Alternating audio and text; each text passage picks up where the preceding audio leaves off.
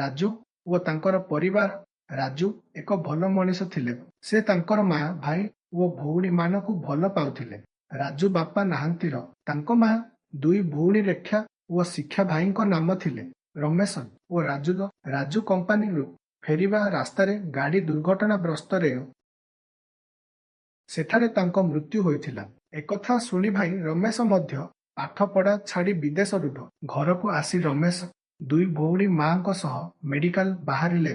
ରାଜୁ ମରି ଯମଙ୍କ ପାଖରେ ପହଞ୍ଚି ଯାଇଥିଲା।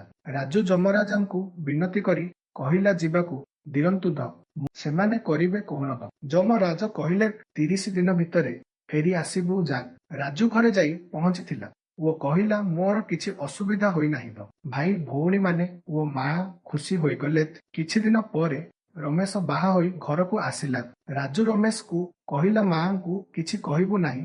ମା ମେଡିକାଲ ଯାଇଛି। ମା ହାର୍ଟ ଅପରେସନ ପାଇଁ ମେଡିକାଲ ଯାଇଛି। ଭଉଣୀମାନେ ଭଲ ପାଇ ପଳାଇ ଥିଲେ। ଯମ କହିଲା ରାଜୁ କଣ ପାଇଲୁ? ରାଜୁ ମାଙ୍କ ପାଖରେ ମେଡିକାଲ ପହଞ୍ଚାଇ ଗଲା। ମା କହିଲା ରାଜୁ ମୁଁ ସବୁ ଜାଣିଛି। ସେଠାରେ ଭାଇ ଭଉଣୀମାନେ ଥିଲେ।